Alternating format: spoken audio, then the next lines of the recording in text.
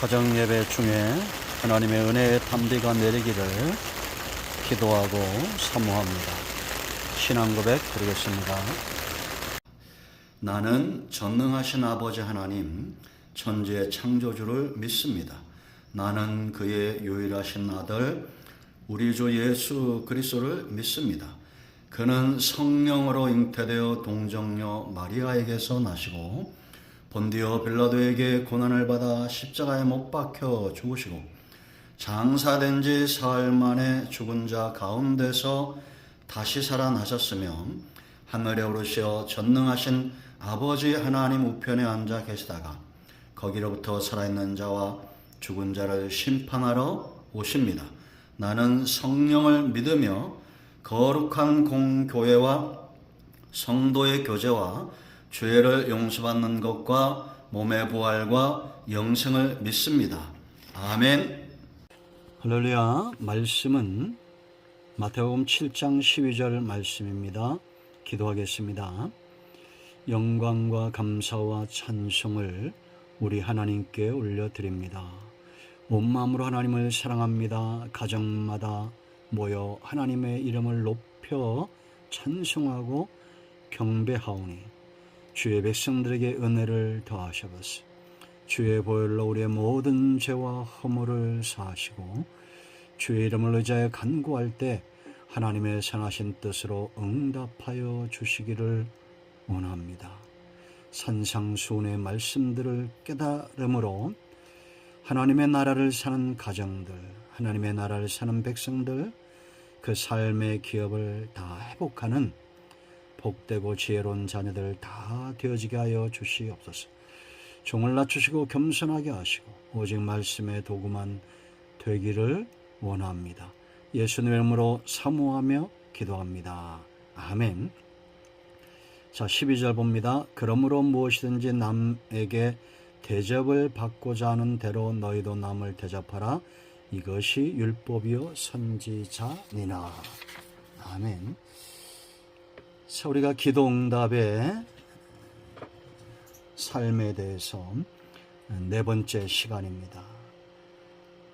우리 기도의 자세가 하나님을 향한 순전한 마음으로 구하고 찾고 인내하며 두드리는 자에게 하나님은 반드시 응답을 주신다는 겁니다. 우리가 기도해야 될 가장 중요한 두 번째 이유가 뭐라 했습니까? 아버지의 마음이죠. 전부 하나님의 마음. 지금도 하나님은 응답을 주시기를 기뻐하는 가장 좋은 성령 하나님 자신을 주고자 하는 그런 마음으로 기도하는 사람들을 만나고 있다라는 겁니다. 여러분 삶 가운데 가장 좋은 것이 무엇입니까? 그것이 성령으로 충만해지기를 사모합니다. 자, 오늘 이제 세 번째, 전체적으로 네 번째죠. 가장 중요한 이유 세 번째입니다. 오늘 12절 말씀입니다.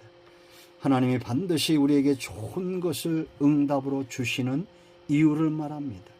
왜 성령을 주실까? 왜 가장 좋은 것을 주실까? 이 12절은 마태복음 6장 33절과 더불어 먼저 하나님의 나라와 의를 구하라라고 말하죠. 산상수훈의 핵심 구절입니다. 기독교의 황금률이다 이렇게 말합니다. 이 말씀을 이루도록, 이것은 어떤 의미냐면 내가 대접을 받고자 하면 남을 대적하라는 계산적이고 어떤 이타적인, 타산적인, 이기적인 그런 말씀이 아니라 이미 내가 받았으므로 적극적으로 이웃을 사랑하라는 겁니다. 성도는 하나님의 사랑을 입은 존재가 아닙니까? 독생자 아들을 우리 가운데 주시고 구원에 이르게 하시고 이제 이 구원의 완성을 위하여 성령을 주신 하나님이십니다. 내가 하나님의 말씀을 믿을 때에 성령의 감동하심이 내 속에 역사할 때 우리는 순전한 마음으로 받아들이고 이제는 성령을 쫓아 살아가는 삶을 살죠.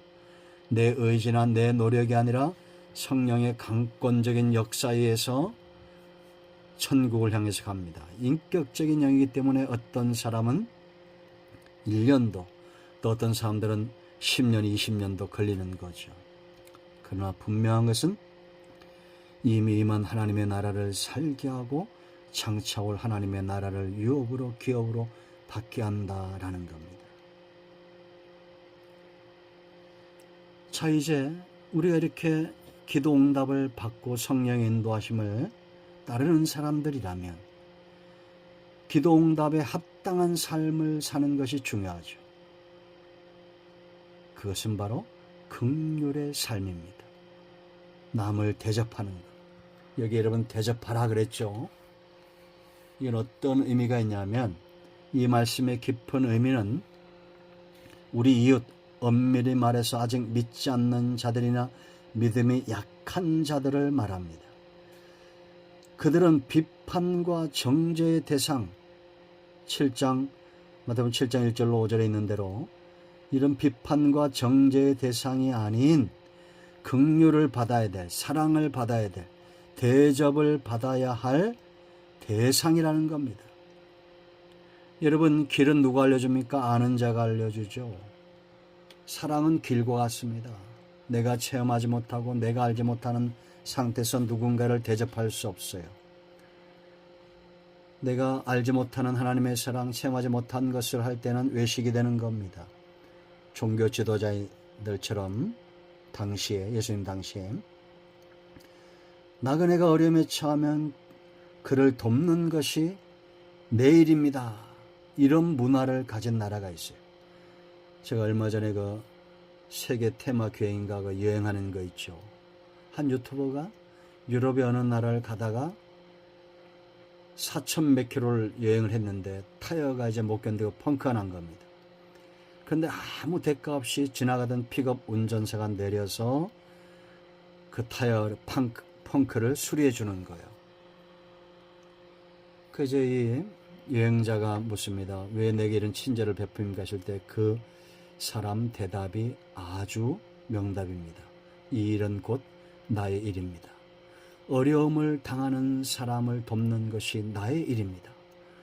그럴 때 이 어려움 당한 여행자가 하는 말이 있어요. 당신 같은 사람이 있기 때문에 내가 이 여행에서 힘을 얻습니다. 참 복음적이지 않습니까? 우리는 누군가에게 이런 도움을 주는 사람, 그들의 일생은 4,000km, 5,000km 달리는 것이 아니라 평생을 달려야 됩니다. 불신자들, 길을 알지 못하는 자들, 이런 사람들은 천국 가는 길, 하나님의 나라에 대해서 알지 못해요. 교회 오지 않은 사람, 신앙생활 하지 않은 사람은 그 길을 알지 못합니다. 그러면 우리가 알려줘야 됩니다. 대접해야 됩니다. 우리의 문화, 하나님 나라의 문화는 기꺼이 나를 찌르는 자를 향해서도 대신 십자가를 지고 가는 것입니다. 이런 대접하는 삶을, 오리를 가자면 십리를 갈 줄 알고 이런 베풀 줄 아는 삶을 사는 저와 여러분, 바로 예수님의 제자입니다. 예수님의 삶이 어떠셨습니까? 요한복음 13장 21절 말씀 보면 가룟 유다까지도 끝까지 사랑하십니다. 자, 대접하라. 이 사랑은 계명적 사랑이에요. 사랑은 계명입니다. 응답받은 자의 삶은 사랑을 계명으로 지킬 줄 아는 겁니다. 그 세상 법을 지키는 것, 이것도 우리가 잘해야 되죠. 그러나 그것 이상의 의미가 있습니다. 여러분, 제자들에게 새 계명을 주시면서 너희가 사랑할 때 사람들이 비로소 내 제자인 줄 알 것이다 라고 요한복음 13장 35절에 말씀하고 있습니다. 세상 사람들은 우리가 얼마나 성경을 많이 읽었느냐, 얼마나 성경 구절을 많이 외우고 있느냐, 교회를 얼마나 오래 다녔느냐, 얼마나 헌신하고 있느냐, 그런 것에 별로 관심이 없습니다. 저들이 정말 예수님을 닮았는가, 예수님의 제자인가, 사랑이 있는가, 제자는 스승을 닮는 거 아닙니까? 그것에 관심이 있다라는 겁니다. 그러므로 여러분, 부끄럽지 않은 예수님 제자 문화생이 되시기를 축원드립니다. 성령이 어떻게 저와 여러분을 이끌어 가시겠어요? 이 계명을 지키도록, 사랑하도록, 긍휼을 베풀도록 그렇게 성령이 우리를 이끌어 갈 겁니다. 우리는 성령 충만함을 사모하고 기도합니다. 그러나 원수 앞에서 이 성령의 쌓인 인도하심을 무시할 때가 많죠. 분명히 원수 앞에 있을 때도 성령은 여전히 우리 가운데 충만하게 역사하시기를 원할 겁니다. 용서해라, 사랑해라. 이 음성이 커지게 들리는 사람이 성령 충만한 사람입니다. 욕심의 자리에서도 욕심을 버리라고 말하는 것, 죄악의 자리에서도 그 죄를 버리라고 말하는 것이 바로 성령의 역사죠.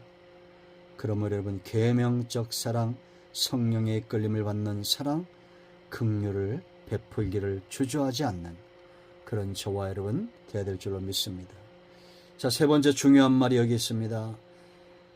그러므로 무엇인지 남에게 대접을 받고자 하는 대로 너희도 남을 대접하라. 이것이 뭐라 했습니까? 율법이요 선자다. 성경이라는 겁니다.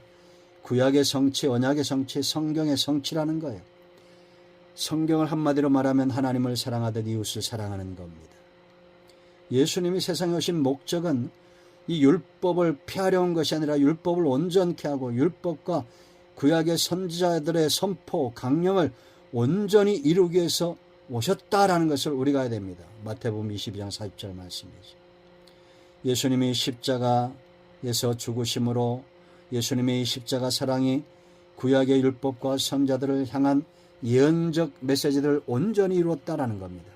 그러므로 여러분, 저와 여러분이 성경을 잘 몰라도 암기하지 못해도 온전히 사랑하면 저와 여러분을 통해서 사랑이 이루어지는 것이고 하나님의 뜻이 이루어지는 것입니다.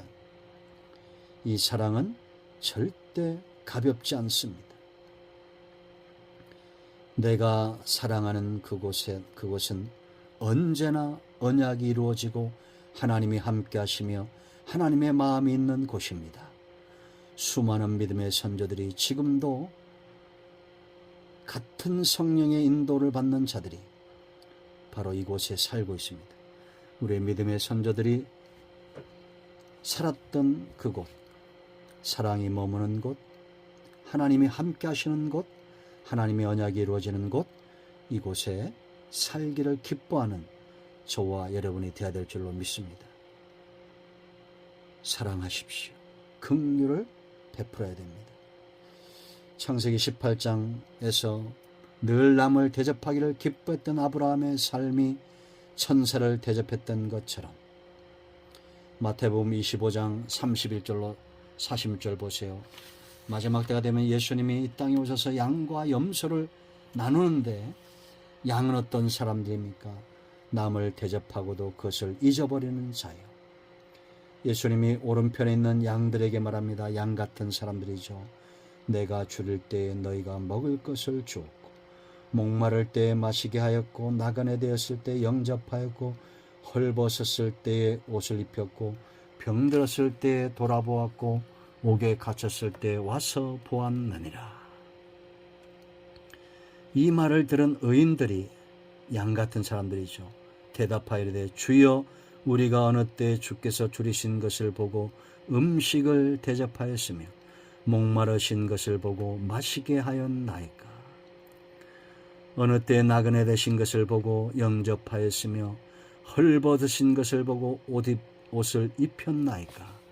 어느 때 병드신 것이나 옥에 갇히신 것을 보고 가서 배웠나이까 하리니 임금이 대답하여 이르되 내가 진실로 너에게 이르노니 너희가 여기 내 형제 중에 지극히 작은 자 하나에게 한 것이 곧 내게 한 것이니라 하시고, 이 말씀이 우리 삶 가운데 이루어지기를, 장차 우리 하나님 앞에 섰을 때 우리 주님께서 이렇게 우리를 칭찬하시기를 온 마음으로 사모합니다.